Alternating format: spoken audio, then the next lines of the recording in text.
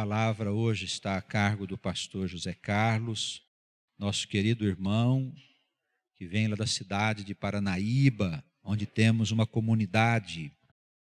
E para preparar os nossos corações, vamos ao livro de Salmos, o Salmo de número 124.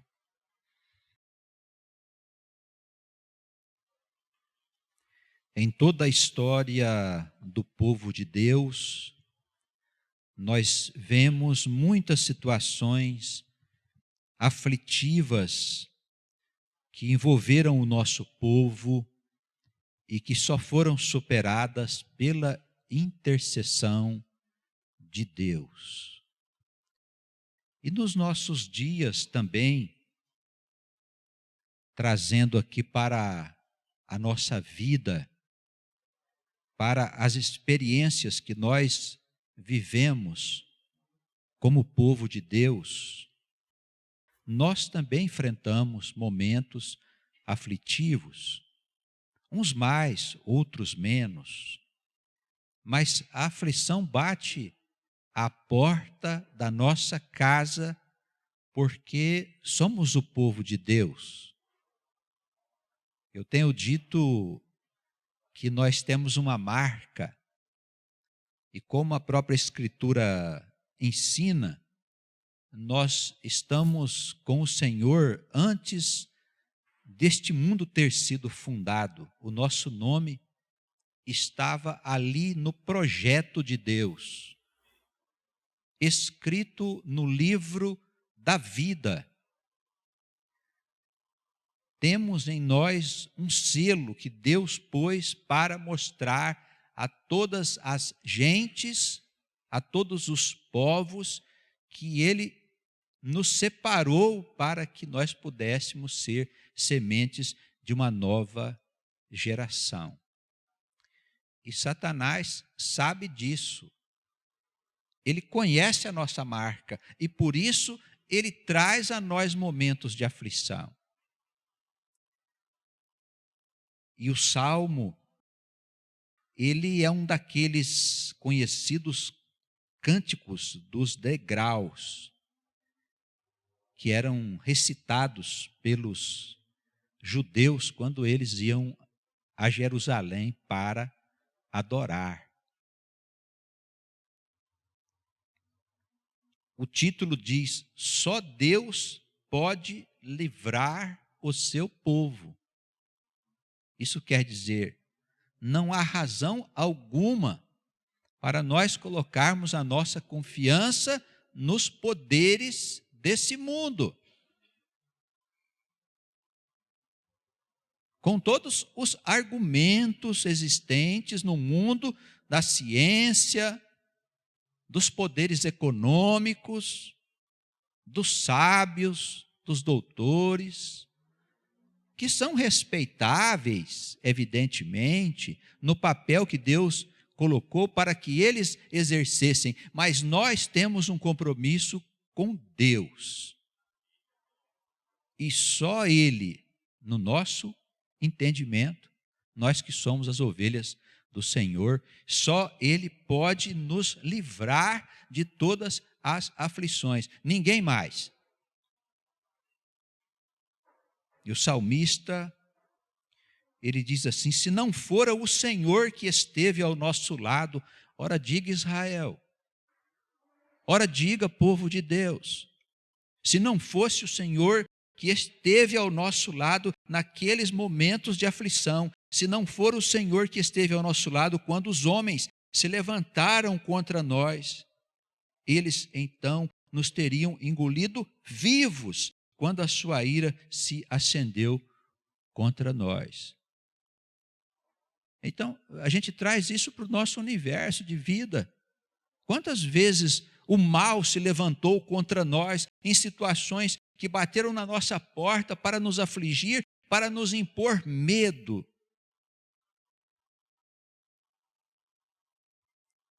Quantas situações vivemos em que nós pensamos que não teríamos saída.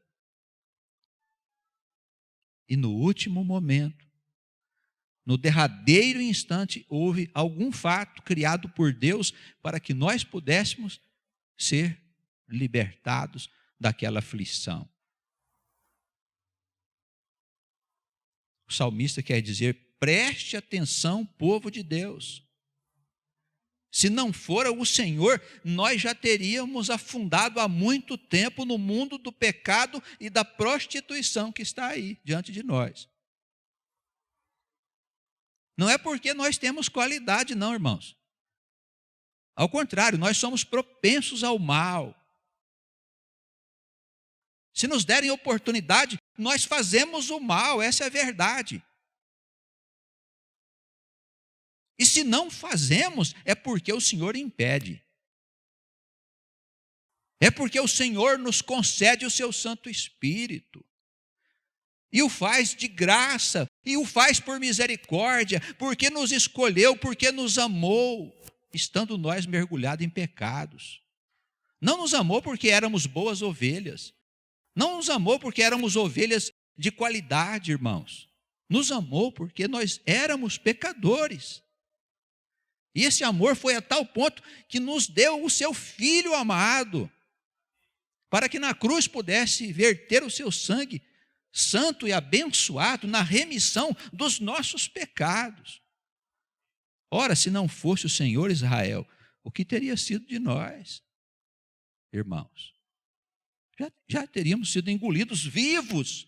As águas teriam transbordado sobre nós, diz o versículo 4, a corrente teria passado sobre a nossa alma.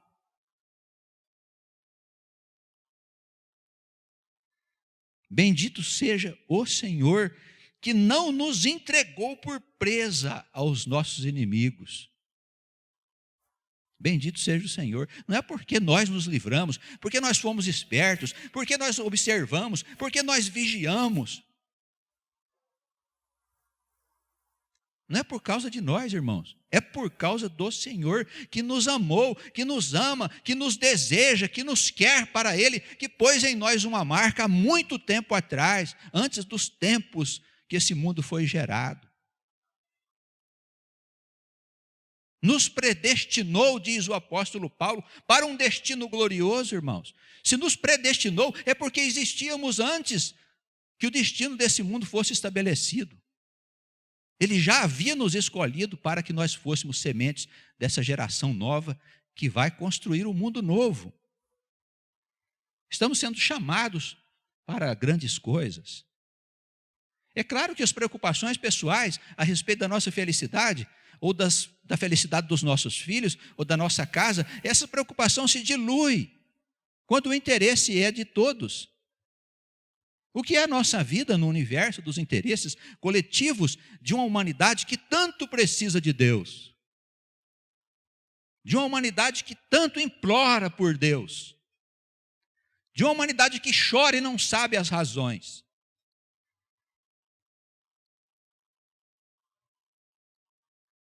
Como vamos chegar diante do Senhor para falar de questões pessoais nossas, quando há tantos interesses a ser atendidos de irmãos nossos que sofrem muito mais do que nós? Nós somos riquíssimos em verdade. Andamos, vivemos, pensamos, vemos, ouvimos, comemos, dormimos. Temos um lugar para nos abrigar, roupa para vestir, irmãos. Falamos. Temos uma comunidade de irmãos aqui, em outros lugares, em outras cidades, em outros estados, em outros países, que ouvem, que participam da palavra, que estão em comunhão conosco. Quantas riquezas nós temos tratando das coisas do nosso Deus. E ao longo de toda a história, Satanás sabe que nós somos este povo, e por isso ele nos persegue, irmãos. Até conhecermos o Senhor, nós estávamos nos debatendo com os nossos pecados, mas agora a luta não é mais em relação aos nossos infelizes pecados e inclinações. Agora a luta é contra as potestades do ar. Quer dizer, nossa luta é contra o mal, que está destruindo a humanidade, irmãos. Nós estamos sendo chamados para sermos soldados de uma batalha cujo general é o Senhor. E uma batalha onde nós seremos vitoriosos. Porque está escrito que o Senhor vencerá o inimigo. Nós cremos e vamos participar. Bendito seja o Senhor que não nos deu por presa dos nossos inimigos. A nossa alma escapou como um pássaro do laço do passarinheiro. O laço quebrou-se e nós escapamos. Amém. Que Ele continue nos livrando cada vez que o nosso pezinho ficar preso na armadilha de Satanás. Né? O Senhor vai lá e corta, e na última hora a gente escapa. Como o passarinho que se liberta dessa armadilha que de vez em quando ele vem pôr no caminho daqueles que estão servindo ao Cordeiro de Deus. A igreja seja abençoada e o pastor possa ter as condições favoráveis para ministrar a nós os ensinamentos do Senhor. Por favor. Estejamos em paz. Que a presença de Cristo diante de nós seja perceptível por todas as coisas que estão sendo reveladas a nós pelo Espírito Santo. Nós que estamos aqui congregados neste lugar que o nosso Deus nos deu, como também os irmãos em outras regiões, os nossos corações estejam entrelaçados para recebermos a palavra de Deus. Que Jesus Cristo tenha compaixão, tenha misericórdia, que sua mão forte e poderosa esteja estendida sobre as nossas vidas, para nos abençoar, para nos edificar, para fazer a obra de Deus em nossas vidas, para guiar os nossos corações, os nossos pensamentos, as nossas almas, na direção da verdade, limpando-nos daquilo que precisamos ser limpos, pastoreando as nossas vidas e preparando-nos definitivamente para que nós possamos também participar do cumprimento dos propósitos de Deus neste mundo. Amém. Irmãos, é maravilhoso nós estarmos diante da palavra de Deus como nós temos recebido neste tempo. É uma bênção e um socorro que vem da parte de Deus que não tem tamanho. Nós que estávamos aí completamente perdidos na vaidade da nossa mente, mergulhados muitas vezes na idolatria do mundo, e eis que de repente o Senhor estende a sua mão sobre nós e diz para nós: vem até aqui. Ele nos traz até aqui, nos coloca diante da sua palavra, diz para nós com todas as letras que nós fazemos parte de um povo especial. Diz para nós com todas as letras e com todo o espírito de que nós fazemos parte da sua obra. E não se trata de um Deus deste mundo, mas de um Deus que criou o céu, a terra, o universo, os bilhões de galáxias que existem, um Deus que controla todas elas, que cuida de todas elas. E Ele nos traz até aqui, cada um, como diz a própria palavra em outros lugares, chamando-nos pelo nome, dizendo a nós que o nosso nome está escrito num determinado livro, dizendo para nós que se nós tivermos um pouco de temor ou um temor diante dele, se nós guardarmos a sua palavra, se nós permanecermos no seu espírito, ele nos conduzirá a um novo mundo, a uma nova ordem de coisas, e dará a nós a condição de participarmos de uma obra que não começou agora, de uma obra que começou há muito tempo. Nos colocará para trabalhar ao lado de homens que já trabalharam há muito tempo sobre esta humanidade. E ouvindo a palavra da exortação, de como este Deus vem trabalhando conosco ao longo de todo este tempo, irmãos, para onde nós iríamos mais? Onde nós poderíamos buscar um socorro para as nossas vidas que não seja mesmo no Espírito de Deus? Por que não nos entregarmos com todo o nosso coração, com toda a nossa alma a este Deus? Não para fazer o que sempre se fez em torno da palavra de Deus, mas para fazer coisas novas, participando de novas coisas. Nós somos mesmo um povo abençoado. Nós somos mesmo um povo especial. Mas como disse o pastor, não é porque nós somos um povo melhor do que os outros, não é porque nós temos coisas melhores do que os outros.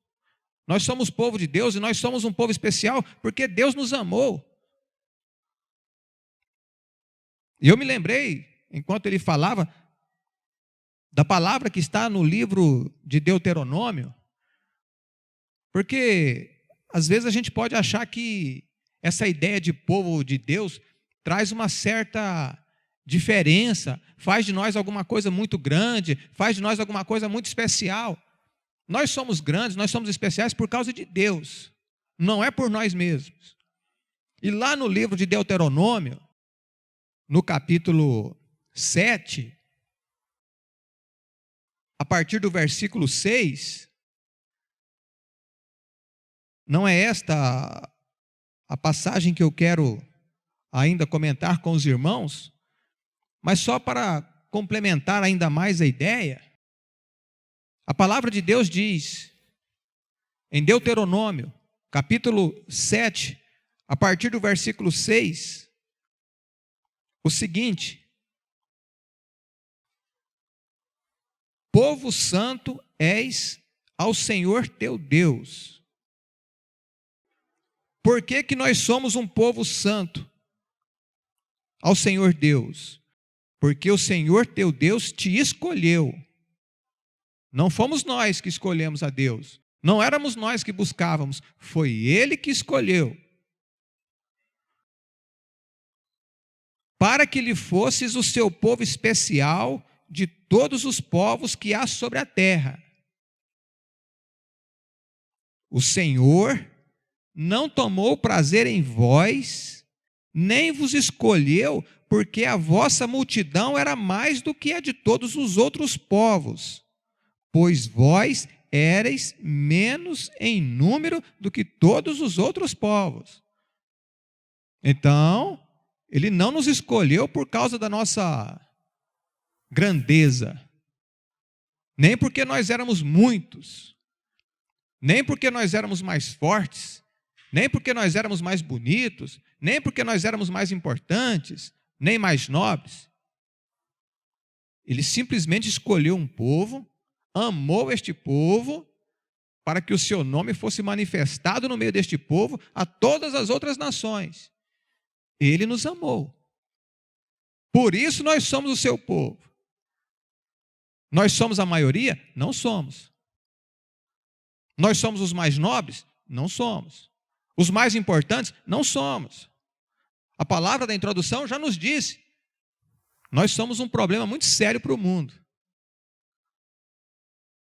Nós somos um problema muito sério para o mundo, como ele está hoje. Um dia nós seremos o socorro do mundo. Um dia nós seremos o socorro deste mundo. Repito, não por causa de nós, mas por causa daquele que nos separou e que nos escolheu. Amém? Ainda no versículo 8 deste mesmo capítulo do livro de Deuteronômio, a palavra de Deus diz: porque o Senhor vos amava, e para guardar o juramento que fizera a vossos pais, o Senhor vos tirou da mão forte e vos resgatou da casa da servidão, da mão de Faraó, rei do Egito.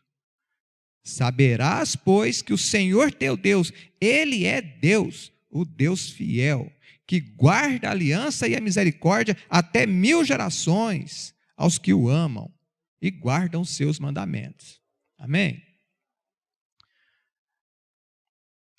Talvez fosse desnecessário nós fazermos destas observações, mas o fazemos apenas para que nós também não nos envaideçamos demais, achando que nós somos mais do que na verdade o somos. Vivemos e temos oportunidade de servir na casa de Deus, porque Ele nos amou e nos colocou diante da sua palavra. E quer operar sobre as nossas vidas, quer abrir os nossos olhos, quer abrir os nossos ouvidos, para que nós compreendamos muitas coisas que nós ainda não compreendemos. E neste mesmo sentido, eu queria agora convidar os irmãos para irmos lá à carta de Paulo aos Romanos, no capítulo 12.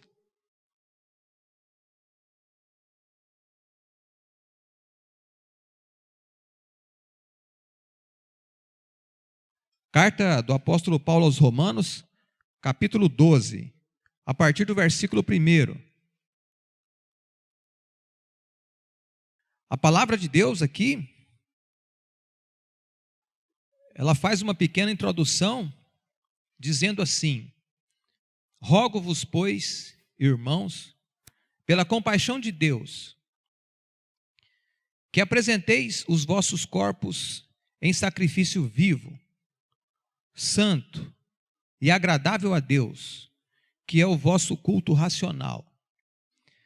E não sede conformados com este mundo, mas sede transformados pela renovação do vosso entendimento, para que experimenteis qual seja a boa, agradável e perfeita vontade de Deus.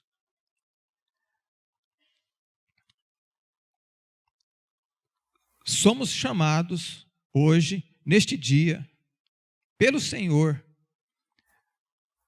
para fazermos uma coisa diferente daquilo que foi feito pela religião em torno da palavra de Deus ao longo de todo o tempo. Somos chamados por Deus para que nós passemos por uma renovação de entendimento. A nossa compreensão acerca da vida, a nossa compreensão acerca do mundo, a nossa compreensão acerca da fé, a nossa compreensão acerca da morte, do nosso nascimento, da nossa história, toda ela precisa ser renovada, irmãos.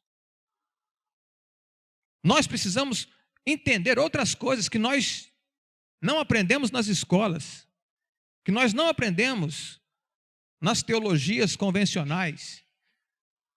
Nós precisamos receber em nossos corações o Espírito Santo, o poder de Deus, para que Ele fale a nós e para que Ele renove completamente o nosso entendimento.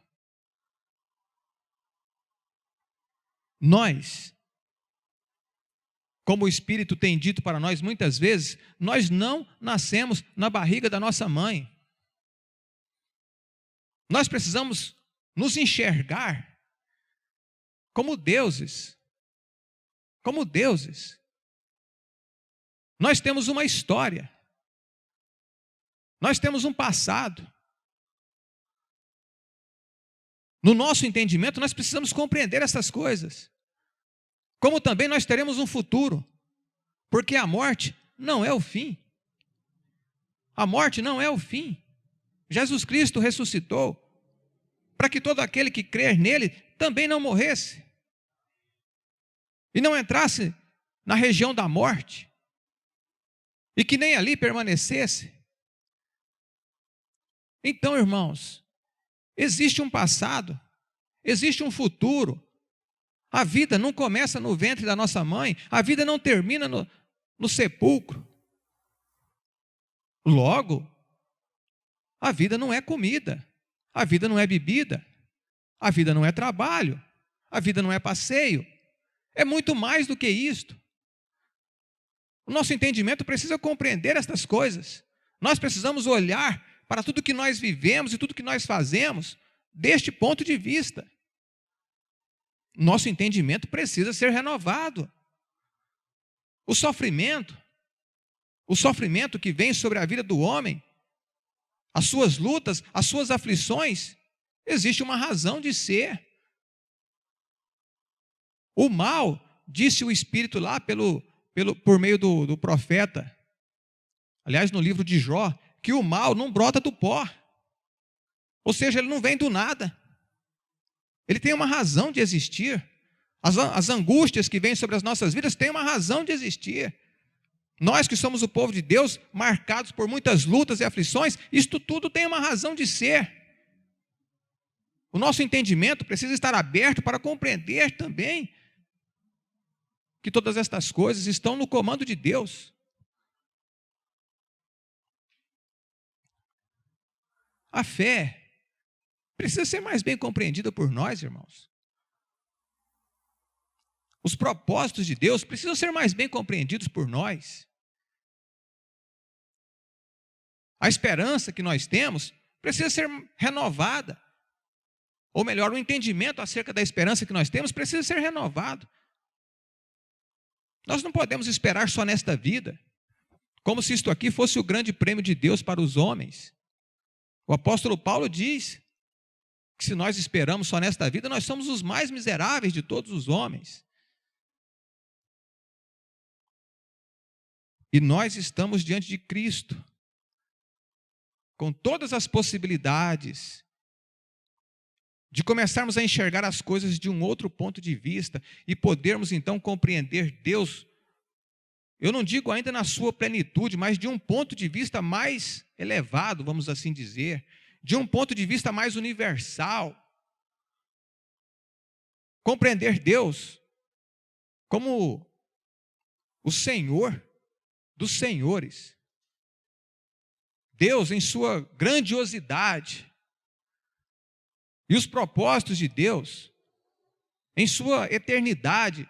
Vamos usar este termo. O nosso entendimento precisa ser renovado.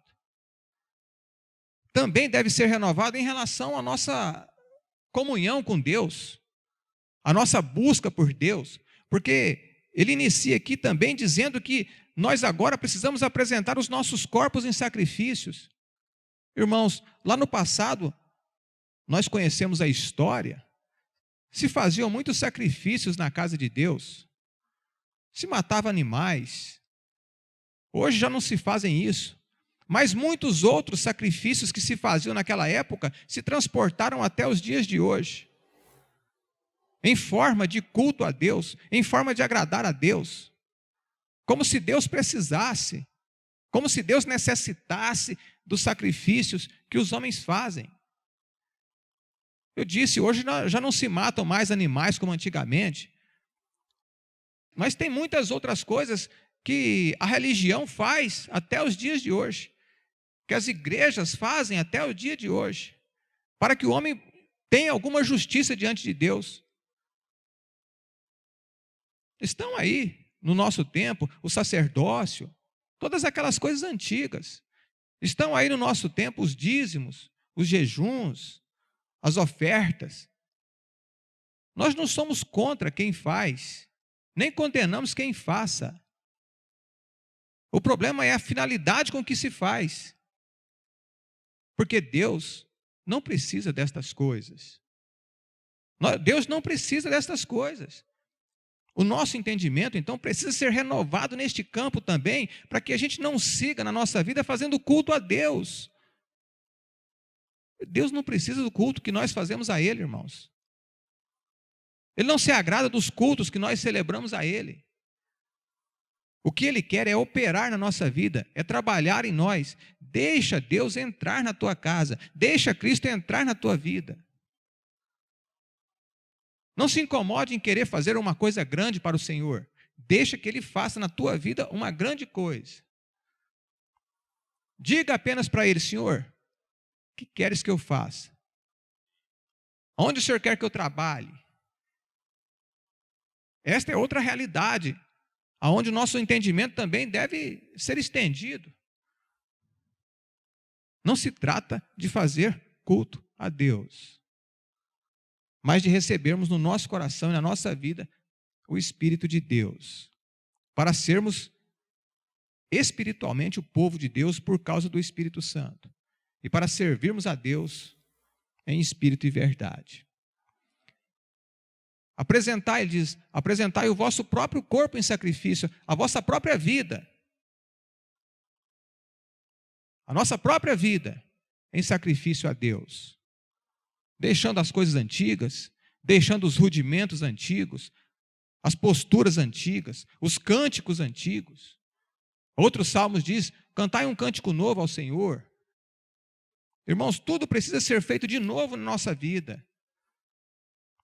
E nós temos a felicidade de estarmos diante daquele que quer fazer todas estas coisas novas. Amém? Se isto assim ocorrer, ele diz que nós poderemos então receber um dia e perceber qual é a perfeita, agradável vontade de Deus. Ele prossegue ainda no versículo 3. Pela graça que me é dada, digo a cada um dentre vós, que não pense de si mesmo além do que convém, antes pense com moderação, conforme a medida da fé que Deus repartiu a cada um. Olha, veja como ele vai, a partir de agora, dizendo como é que nós podemos fazer este sacrifício vivo. É como se ele fosse explicando como é que nós podemos participar deste sacrifício, onde nós sacrificamos o nosso próprio corpo, ou seja, a nossa própria vida. Ele diz, olha, não pense cada um de si mesmo além do que convém. Hoje nós vivemos num mundo absolutamente individualista, materialista, onde todos nós temos o nosso pensamento bastante comprometido com o espírito deste mundo. E é um mundo que faz o homem pensar apenas nele e apenas no seu interesse, ou nas suas necessidades, ou nas suas angústias, ou nos seus próprios tormentos. O Senhor quer que nosso pensamento ele seja mais abrangente, que nós deixemos de pensar um pouco em nós mesmos, que nós deixemos de pensar um pouco na nossa individualidade, no nosso ser, como se ele fosse o centro de todas as coisas, e que nós passemos a pensar de uma forma mais coletiva, porque nós não vivemos sozinhos, ninguém vive isoladamente, nós vivemos um corpo. Não podemos mais, irmãos, continuar pensando como os homens pensam. Não podemos mais seguir fazendo o que os homens fazem, gostando do que os homens gostam, andando como eles andam, vestindo roupa como eles vestem, cortando o cabelo como eles cortam. Agora está na moda ficar todo mundo barbudo e tal, né? Tem essas coisas assim. Tem alguma coisa errada? Fale com o Senhor, deixe que o Espírito Santo te diga como é que você vai fazer e tal. Nós não vamos estabelecer uma regra para você, mas fale com o Senhor. Fale com Deus. Deixe o Espírito Santo colocar na tua vida aquilo que realmente é importante. Nós precisamos parar de pensar demais em nós. Precisamos pensar num corpo. Estamos em casa com a nossa esposa, com os nossos filhos, a nossa família, é um corpo. Cada um tem o seu papel, cada um tem a sua responsabilidade, cada um tem a sua tarefa. Estamos num ambiente profissional de trabalho, lá tem um corpo. Cada um tem o seu papel, cada um tem a sua responsabilidade. E aquilo que nós fazemos individualmente traz reflexo para todo aquele corpo. Estamos aqui na igreja, reunidos diante do Senhor, formamos um corpo em torno de Cristo. Cada um tem o seu papel, cada um tem a sua responsabilidade. O Senhor dá a cada um de nós talentos, de forma que todos têm talentos. Ninguém pode dizer, não, eu não tenho nenhum. Se você está na casa do Senhor, alguma coisa você tem. Alguma coisa você pode fazer na casa do Senhor. Então nós precisamos considerar a vida de um outro ponto de vista, que é o ponto de vista coletivo. Não mais aquele ponto de vista individualista, que separa os homens, que divide os homens. Este ponto de vista que faz com que o vizinho ali esteja passando fome e eu aqui do meu lado, tranquilo. Este ponto de vista que dentro da própria igreja, dentro da própria comunidade, eu tenho um irmão passando necessidade, mas como a minha vida está bem, eu não me preocupo com ele. O nosso entendimento precisa ser renovado. O nosso corpo precisa ser colocado em sacrifício vivo e nós não podemos seguir pensando de nós mesmos, além do que convém, irmãos. Além do que convém. Cada um pense, como ele diz aqui, não pense de si mesmo além do que convém. Antes, pense com moderação, conforme a medida da fé que Deus repartiu a cada um. Porque assim como em um corpo nós temos muitos membros, e nem todos os membros têm a mesma operação, assim nós, que somos muitos, somos um só corpo em Cristo. Mas individualmente, somos membros uns dos outros. Tudo que nós fazemos ou deixamos de fazer tem uma consequência dentro do corpo. Tudo que nós fazemos ou deixamos de fazer tem um reflexo para o corpo. E nós somos responsáveis, cada um de nós somos responsáveis pelo corpo, porque nós fazemos parte dele. Estamos inseridos neste contexto.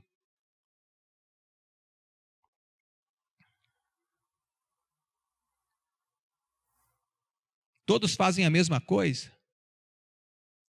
Todos têm a mesma tarefa? Todos têm a mesma responsabilidade? Não. Cada um tem o seu papel. Versículo 6. De modo que, tendo diferentes dons, segundo a graça que nos é dada, se é de profecia, seja ela segundo a medida da fé. Se é ministério, seja em ministrar. Se é ensinar, haja dedicação no ensino. O que exorta, use esse dom em exortar. O que reparte, faça-o com liberalidade. O que preside, com cuidado. O que exercita misericórdia, com alegria. Amém? Veja como os dons são abundantes. As possibilidades são enormes. E todos podem fazer, todos podem participar. Todos estamos sendo chamados para ingressar a este corpo, ser membros uns dos outros, fazer parte de uma nova comunidade, para viver num outro tempo. Neste também, mas eu digo viver num outro tempo, recebendo promessas que vêm para um outro tempo. Mas todos podem fazer parte. Venha, irmãos. Nós só precisamos pedir a Jesus que nos ajude a soltar os laços que nós temos ainda com este mundo e com a idolatria deste mundo, com as glórias deste mundo, com as riquezas deste mundo. Vem para cá, porque com Jesus nós iremos muito longe. Amém? E o Senhor continuará operando sobre as nossas vidas, fazendo coisas maravilhosas sobre todos nós. Diferente das coisas que estão acontecendo no mundo, viu? Conduzindo-nos numa direção contrária àquelas que estão ali no mundo. Num rumo bem diferente. Entretanto, é um caminho mais verdadeiro. É um caminho de felicidades. A porta dizem que é meio estreitinha. Dizem também que poucos passarão por lá, não serão muitos. Mas aqueles que passarem, viverão do outro lado. E só para que assim, não haja dúvida mesmo, no sentido de que Jesus quer nos conduzir numa outra direção, bem diferente daquela que o mundo nos propõe, eu vou tomar liberdade de ler o restante aqui do capítulo. Não vou me alongar muito nos comentários, porque a leitura ela é bem clara, nem precisa de muitas explicações. O Espírito diz assim: o amor entre vós não seja fingido. Aborrecei o mal, apegai-vos ao bem. Amai-vos cordialmente uns aos outros com amor fraternal, preferindo-vos em honra uns aos outros. Não sejais vagarosos no cuidado, sede fervorosos no espírito, servindo ao Senhor. Alegrai-vos na esperança, sede pacientes na tribulação, perseverai na oração. Comunicai com os santos nas suas necessidades, segui a hospitalidade. Abençoai os que vos perseguem, abençoai e não amaldiçoeis. Alegrai-vos com os que se alegram, chorai com os que choram. Sede unânimes entre vós, não ambicioneis coisas altas, mas acomodai-vos às humildes. Não sejais sábios em vós mesmos. A ninguém torneis mal por mal. Procurai as coisas honestas perante todos os homens. Se for possível, quanto estiver em vós, tende paz com todos os homens. Não vos vingueis a vós mesmos, amados, mas dai lugar à ira, porque está escrito: minha é a vingança, eu recompensarei, diz o Senhor. Portanto, se teu inimigo tiver fome, dá-lhe de comer. Se tiver sede, dá-lhe de beber, porque fazendo isto, amontoarás brasas de fogo sobre a sua cabeça. Não te deixes vencer do mal, mas vence o mal com o bem. Amém. O Senhor nos abençoe, que Ele nos guarde, que a sua palavra permaneça nos nossos corações, que ela seja frutífera nos nossos corações e produza aquilo que ela precisa produzir em nós, hoje e sempre. Amém.